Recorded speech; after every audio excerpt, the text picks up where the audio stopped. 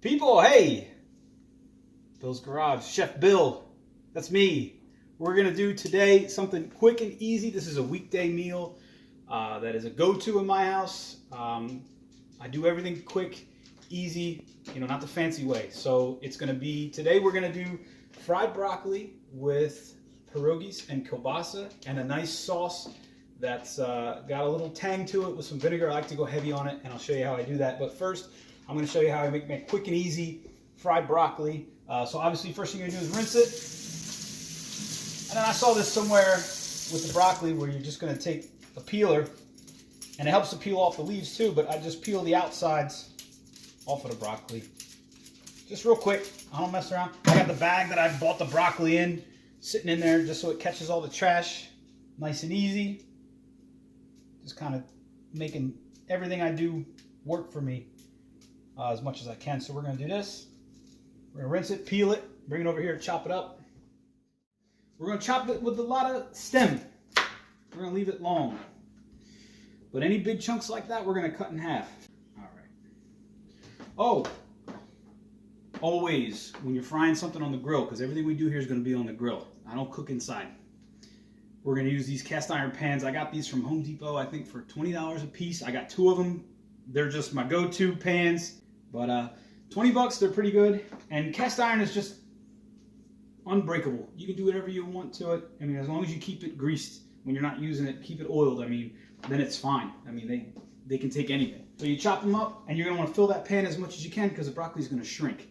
When I fill this pan, as much as I can fit in here, it'll feed 3 people, but it is a favorite in the house, so, it doesn't go far.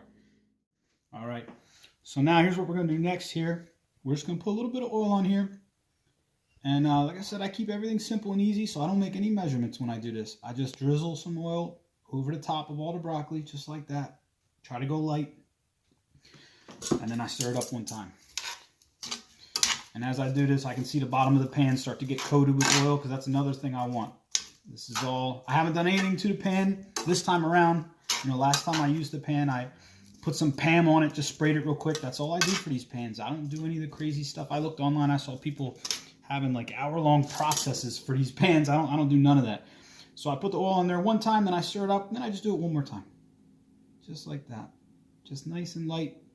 Depending on how much I spilled in there the first time, I might go lighter the second time. But this is all on the fly. Nothing's perfectly measured. I don't worry about it. So that's how you're going to oil it. Now, after that, you're going to grab your pierogies, and you're pretty much going to do the same thing with the pierogies.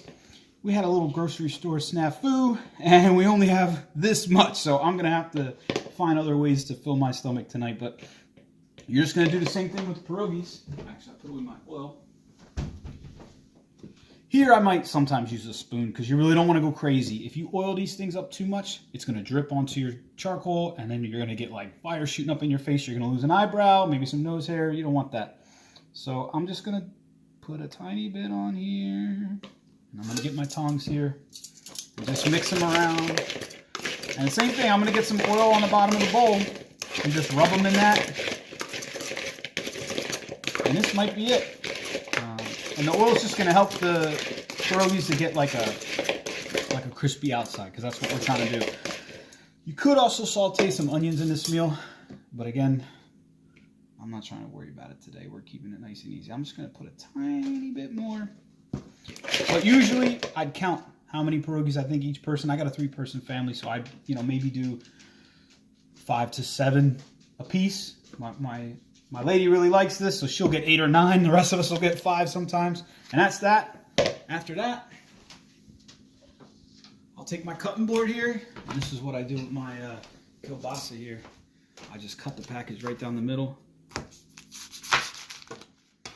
And that's it. And I just drop that bad boy right in there.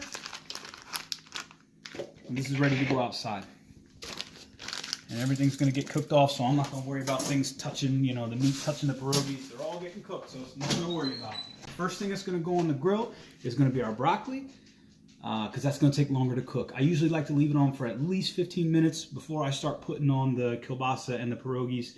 And we're going to set up our grill for indirect heat for this side, and the pan with the broccoli is going to sit right over the charcoal. So if you can, just keep the charcoals to one side of the grill And like I said, that's where the broccoli is going to be, over top of that. And then this stuff's going to sit off to the side. And then when the broccoli starts to finish, because this pan's going to stay hot, a little bit before it's finished, we're going to take that aside and let that finish in the pan off of the heat. And then we're going to put the pierogies onto the charcoal, right above the charcoal, so that they can crisp up and get their final little bit of cooking. And at that point, the meat should be done. You know, we'll kind of keep our eye on that and keep rotating that as we go.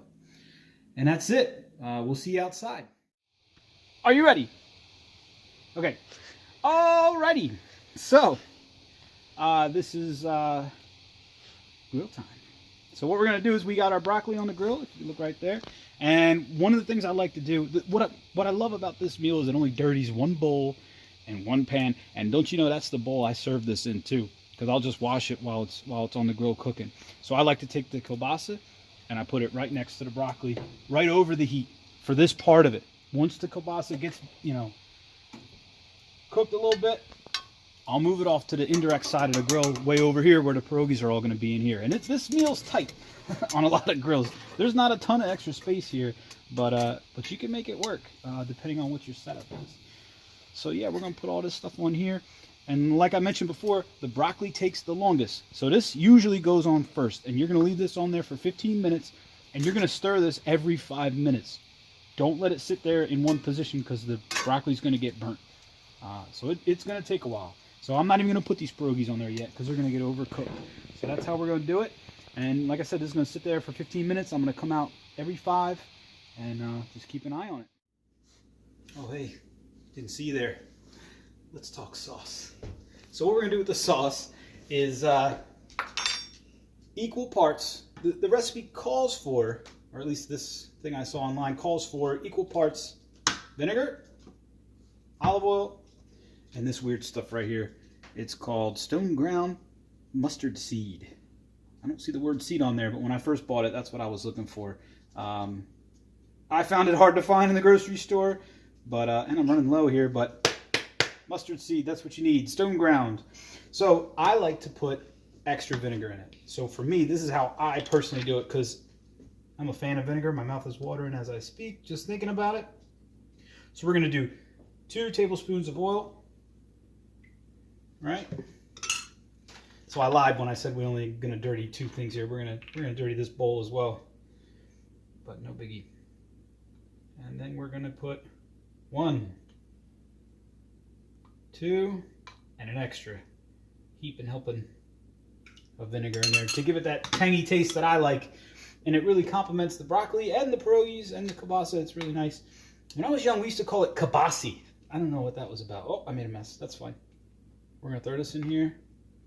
I don't go too crazy on this. Like, if I'm doing 2 tablespoons, I'm doing 2 light tablespoons, because this stuff kind of gets everywhere. It's got these little seeds in it. So then after that, you're going to mix it up until it all, you know, until it's all mixed.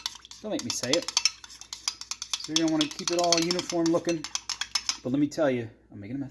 Let me tell you, this is what it's all about. This is the good stuff. This really makes this meal come together.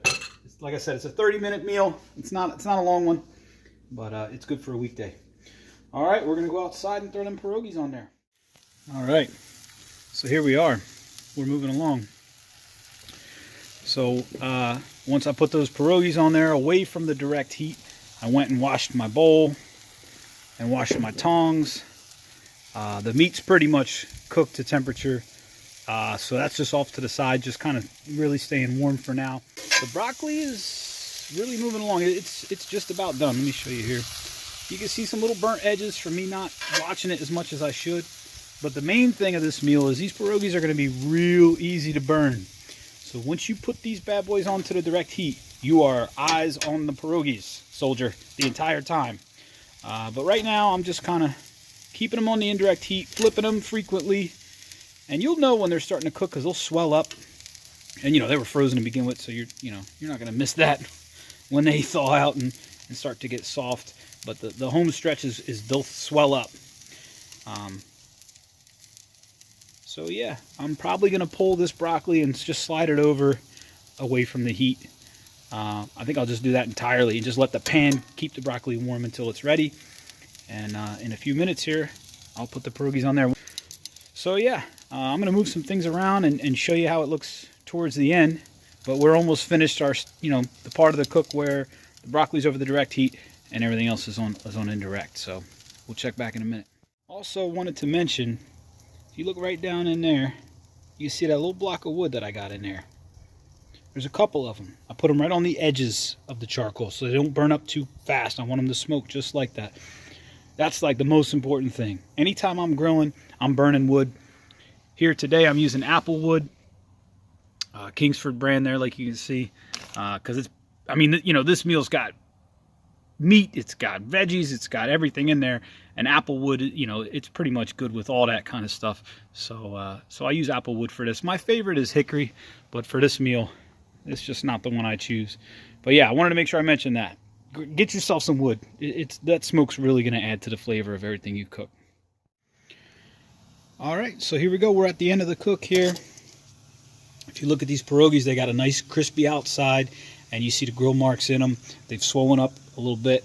So they're finished. They're ready to come off of there. I've been watching them real close when they're over the direct heat because they'll burn, and when they burn, they get hard and they're just awful.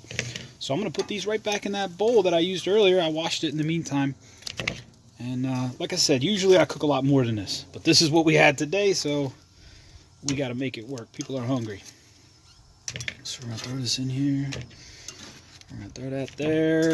It's all going to go in one bowl. And in the end, everything's going to go in there. And that's where we're going to put the sauce on it, stir it all up. We're going to cut up this kielbasa into small, bite-sized pieces.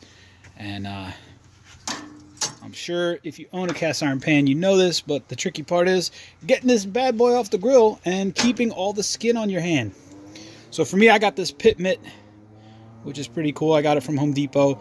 But it's not even enough. You grab this thing, I can hold it, but if I go through the house with this, I'm screaming by the time I get to the stove.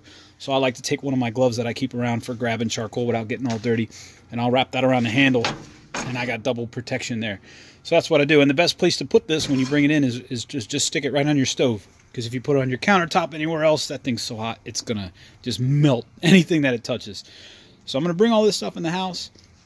And then we're going to do the final step, which is just cutting up the kielbasa, mixing it all together in a bowl, dumping the sauce on, stirring it up, sticking it on the plate, and watching them eat it. Okay, so everything is now back in the house. We got our broccoli sitting on the stove. We got our pierogies in the bowl. And so now we're going to throw a little bit of seasoning on the broccoli. We're going to cut up the kielbasa, toss it in the bowl, mix our sauce in, and that's it. This is an easy meal.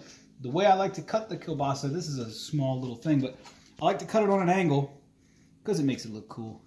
So I go like that. Well, that wasn't a good job, but the turkey stuff gets a thick skin on it, and it whoa, we got to roll away, and it makes it tough to cut. All right, so I'm cutting up my kielbasa here. Keillbasa. I got my young ways coming back to me, my pronunciations.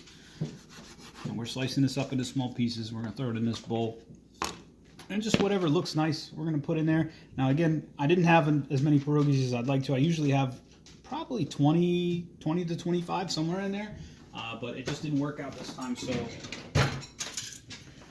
I'm going to try to just see how much broccoli I think I need. I'm going to throw it in there. You can just keep that on the bowl. And add this. So I'm probably not going to use all my sauce. But I am going to use most of it because it's pretty good. And I'm just going to throw it in there and stir it up a little bit until it just looks like a good mix. Usually I just use it all. One whole pan of broccoli, the whole thing of kielbasa, and like I said, 20-25 pierogies.